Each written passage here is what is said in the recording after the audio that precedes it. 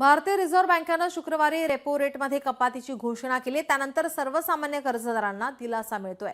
सलग तिसऱ्यांदा आरबीआयनं रेपो रेटमध्ये कपातीची घोषणा केली आहे। आरबीआयनं रेपो रेटमध्ये 0.50% कपात केली आहे। रेपो रेटमध्ये कपात झाल्यानंतर बँकांकडून सर्वसाधारणपणे गृहकर्ज आणि वाहन कर्जाचे व्याजदर घटवले जात आहेत। त्यामुळे आता सामान्य कर्जदारांचं आता बँकांच्या निर्णयाकडे लक्ष लागलंय। नेमका तुमच्या कर्जाच्या हप्त्यावर काय परिणाम होणार आहे पाहूयात ग्राफिक्सच्या माध्यमातून।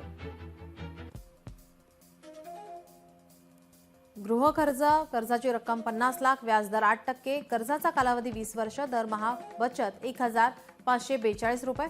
4 चाकी वाहन कर्जाची रक्कम 10 लाख, व्याजदर 9%, कर्जाचा कालावधी 5 वर्ष, दरमहा बचत 241 रुपये।